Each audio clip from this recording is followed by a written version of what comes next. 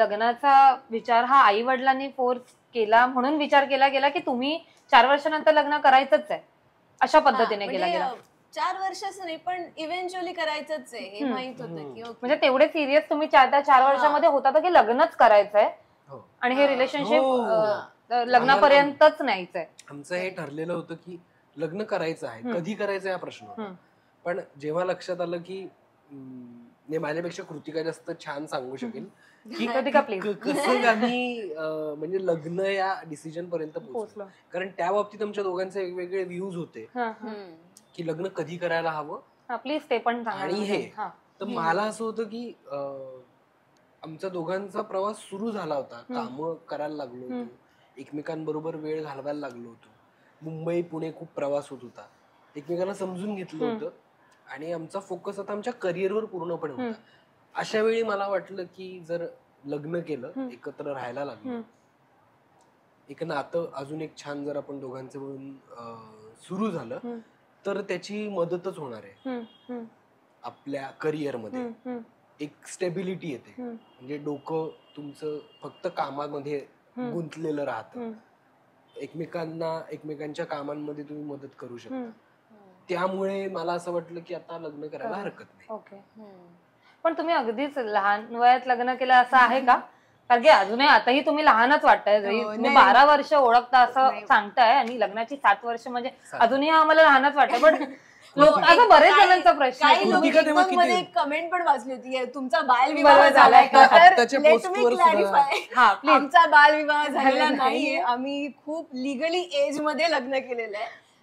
म्हणजे मी लहान होते त्या मानाने लग्नाच्या दिवशी लग्न करताना, कारण म्हणजे ते लहान म्हणजे काय म्हणू शकतो आपण की साधारण आताच्या काळात ज्या वयात मुली लग्न करतात त्यांच्या तुलनेत कमी वयात लग्न केले असं आपण म्हणू शकतो. पण अगदीच खूप कमी नाही, मी काय 22 आणि 23 होणार होते, सो विच इज ओके होतं. कृतिका 22 होती आणि मी 29 होतो. ओके. आणि मला त्याहीपेक्षा महत्वाचं असं वाटतं की कृतिका 22 वर्षाची तेव्हा होती, पण मॅच्युरिटी तिच्यामध्ये खूप आधीपासूनच आहे. म्हणजे ती 22 वर्षाची आहे, छान आपण मस्त वेळ घालवतोय, ये लग्न असं तिचं कधीच नव्हतं. तिचा पॉइंट ऑफ व्ह्यू म्हणजे ही सगळी मजा मस्ती हे सगळं होतच, पण ही एक मोठी कमिटमेंट आहे.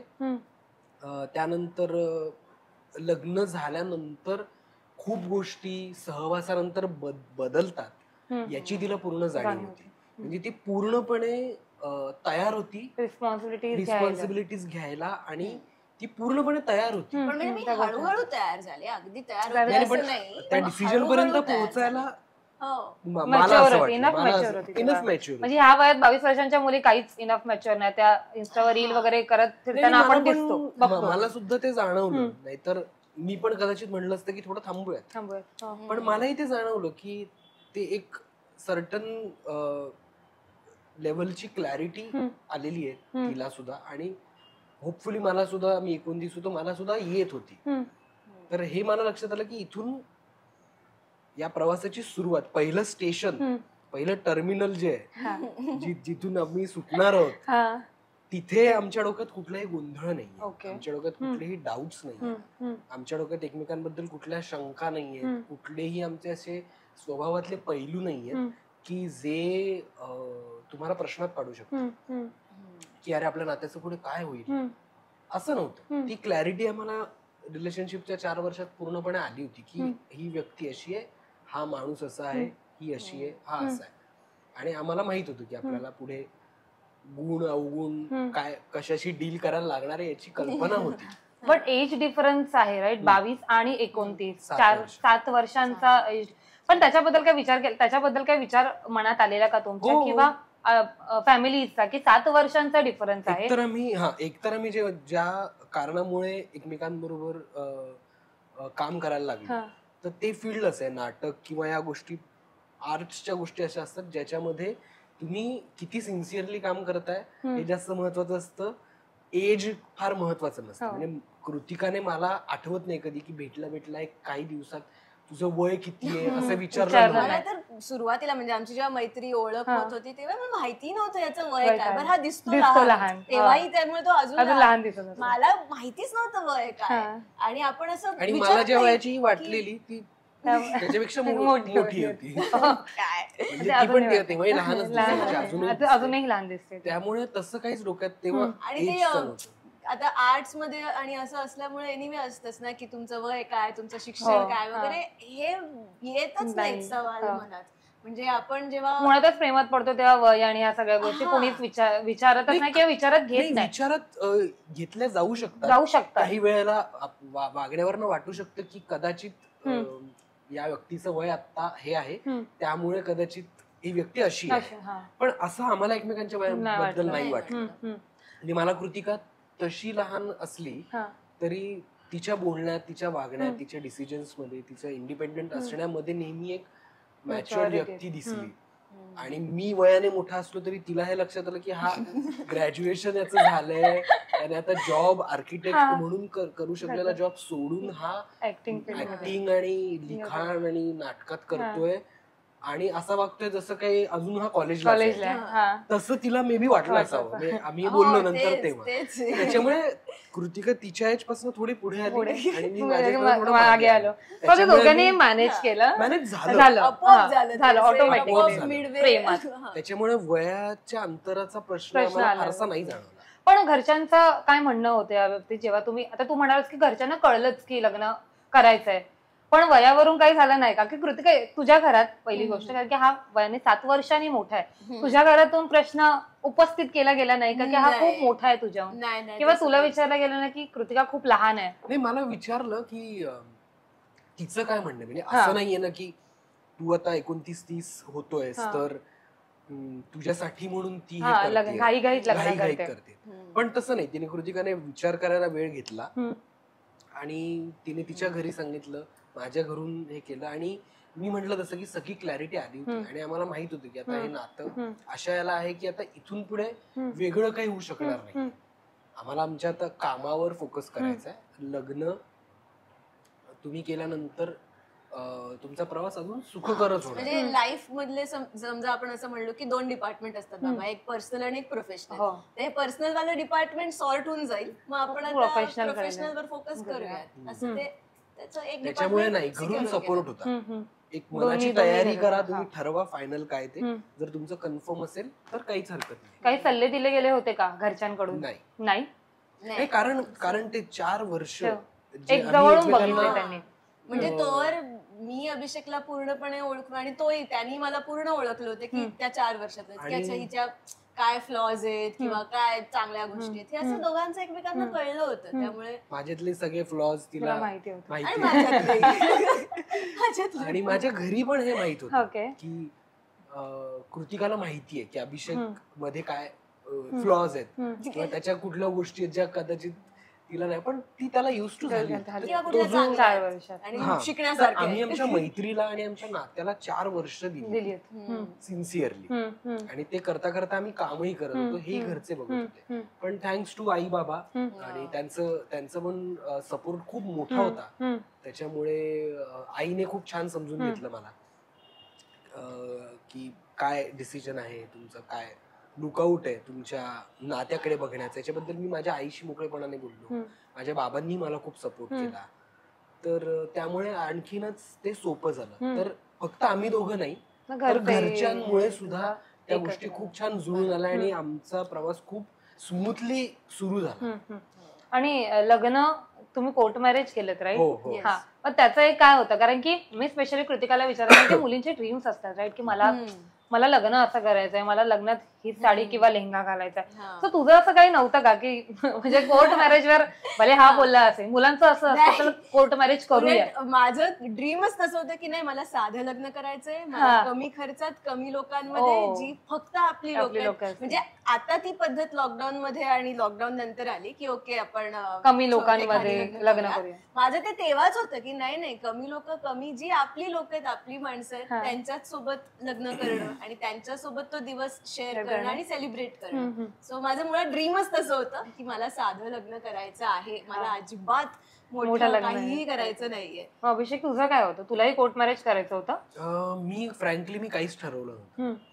मी असं माझं असं स्वप्न नव्हतं की आपण धूमधडाक्यात लग्न करू आणि सगळं करू. मला फक्त एवढंच होतं की एक चांगला सोहळा झाला पाहिजे. ओके. त्याला तुमच्या जवळचे मित्रमैत्रिणी आले पाहिजे, त्या सगळ्यांनी एन्जॉय केलं पाहिजे, आम्ही सुद्धा एन्जॉय केलं पाहिजे.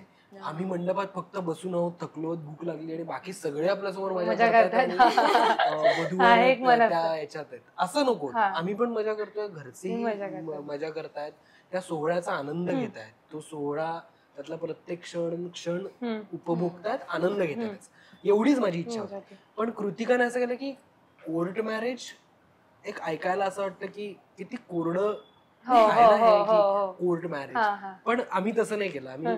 आम्ही कोर्ट मॅरेज केलं, रजिस्टर आले, पण आम्ही मोठ्या हॉलमध्ये, नातेवाईक होते, छान गजरे साड्या सगळे होते, आमचे मित्र होते ज्यांनी मंगलाष्टक गायली आणि आम्ही सह्या करून एकमेकांना हार घातले. त्या ठिकाणी आमचे गायक वादक मित्र जे आहेत त्यांनी सगळ्यांनी गाणी सादर केली, डान्सेस सादर झाले, नातेवाईक होते, तर असं सगळ्यांच्या सोबत तो एक सोहळा झाला, वेगळ्या प्रकारचा सोहळा झाला आणि ते एका दिवसात आटोपलं. आणि त्या दिवशी रात्री मित्रमैत्रिणींना पार्टी होती. सो जे लोक सकाळी नव्हते ते संध्याकाळी आले आणि त्यांच्याबरोबर आम्ही मनसोक्त नाचलो, पार्टी केली, मजा केली.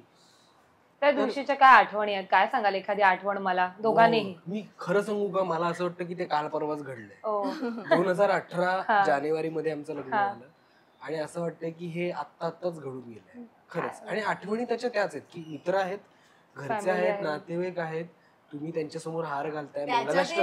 अजून एक ती बॅक स्टोरी की कसं म्हणजे फ्लेक्झिबिलिटी कशी असू शकते बाबा लग्नात, हे तर आम्ही झालं की कशा प्रकारे डिझाईन केलं आपण लोच्यामध्ये सांगू शकतो.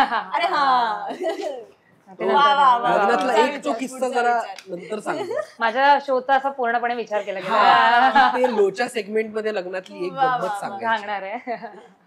तर लग्नाचा दिवस खूप असा गेला, त्याच्यामुळे तो खूप आठवणीत आहे आणि अगदी काल परवा घडून गेल्यासारखं ते झालंय. म्हणजे ते फोटोज आम्ही कधी कधी बघतो आणि असं वाटतं की अरे हे आपणच आहोत आणि हे कधी घडून गेलं. आताही असेच दिसतोय आपण, असं वाटतं का?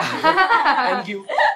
पण काही काही वेळेला वाटतं असं की अरे फार काही कृतिकामध्ये तर ऍब्सोल्युटली फरक नाही पडलेला. तुझ्यावरती काही पडला नाहीये, म्हणजे हे कॉम्प्लिमेंट करायचं शो, एकमेकाला कॉम्प्लिमेंट करायचं.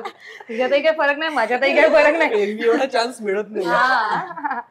पण मला एक विचारायला आवडेल, मगाशी पण आपण त्या विषयावर बोललो, लवकर लग्न करणं जसं तुम्ही केलं, 7 वर्ष झालेत, खूप एक्सपिरियन्स आहे तुम्हाला आमच्या सगळ्यांपेक्षा, पण काय म्हणजे काय फायदे आहेत, काय तोटे आहेत, या 7 वर्षामध्ये तुम्हाला काय रिअलाइज झालंय? तोटे नाही आहेत मला वाटतं, काही फायदेच आहेत. म्हणजे जसं मी म्हणले तसं की एक डिपार्टमेंट सिक्युअर झालंय, सो मग आता दुसऱ्या डिपार्टमेंटवर तुम्ही फोकस करू शकता. सो त्यामुळे आम्ही दोघंही खूप मोकळ्या मनाने किंवा काय म्हणू शकतो ना, फ्रीडमने आमच्या कामांवर, काय ऑडिशन्स करायच्या असतील किंवा जे हातात असलेलं काम आहे त्याच्यात अजून नीट फोकस देऊन करायचं असेल, तर त्याच्यासाठी आम्ही छान मोकळ्या मनाने ते करू शकतो. कारण आम्हाला माहिती आहे की ओके, घरी जाऊ जेव्हा आपण, दिवस संपू तेव्हा आपली कोणीतरी व्यक्ती एक घरी आहे, माहिती आहे, त्याच्यामुळे ती एक सिक्युरिटी पण येते. सो मला वाटतं फायदेच जास्त आहेत लवकर लग्न. आणि ही म्हणली त्या सगळ्या गोष्टी आहेतच. मला असं वाटतं की लवकर लग्न म्हणजे लवकर वयात लग्न झालेलं आहे एवढंच आहे. त्या अगोदर मी एकमेकांना बऱ्यापैकी ओळखत होतो. म्हणजे लोकांना किंवा एक काही वेळेला मित्रांशी बोलताना मला असं जाणवतं की लवकर लग्न म्हणजे तुम्ही एकमेकांना काहीच ओळखत नाही आहात आणि कमी वयात लग्न केलंय. तर या दोन वेगळ्या गोष्टी.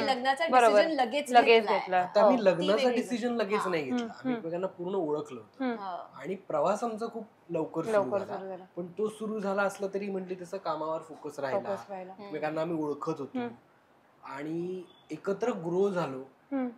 ते एक मला असं वाटतं की सांगता येईल. हा, म्हणजे प्रेशर म्हणायला गेलं ना तर काय होतं की आपण एनिवे लहानपणापासून असं की लग्न, संसार हे शब्द ऐकले की आपल्याला असं एक दडपण येतं की बापरे फार मोठी काहीतरी गोष्ट आहे आणि प्रत्येकाच्याच मनात ते येऊन जातं प्रत्येक मुलीच्या. त्यामुळे तसं एक नॉर्मल जे वाटतं ते वाटून गेलंच होतं. आणि मला म्हणजे मी घाबरलेही होते लग्नाच्या इव्हन आदल्या दिवशी. माझी जी रूममेट आहे जिच्यासोबत मी राहत होते तर ती तर अगदीच सांगेल की कृतिका घाबरलेली होती. असं झालं होतं. काय विचार करून घाबरले म्हणजे हे असतं की अरे उद्या आहे लग्न, उद्या ऍक्च्युली लग्न आहे आणि आता लग्न होणार आणि मग आता आपलं सगळं आयुष्य बदलणार आणि आता काय माहिती पुढे काय होणार आहे, काय लिहून ठेवलंय फ्युचर मध्ये वगैरे असे सगळे या माणसाला झेलायचंय आयुष्यभर. ते असे काही थॉट्स येऊन जातच होते आदल्या रात्री. पण तेच सांगायचं वाटतंय मला की तसं काहीही नसतं. म्हणजे फक्त त्या शब्दांमुळे आपल्याला असं वाटतं किंवा इतके वर्ष कोणाकोणाकडनं आपण काय काय किस्से ऐकत असतो म्हणून आपल्याला ती भीती वाटत असते कोणाच तरी काहीतरी ऐकून.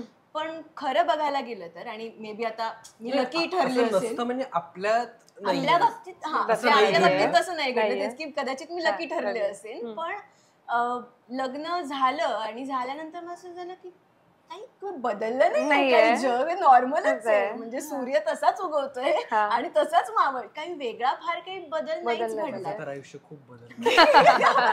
अभिषेकचं आयुष्य खूप बदललंय.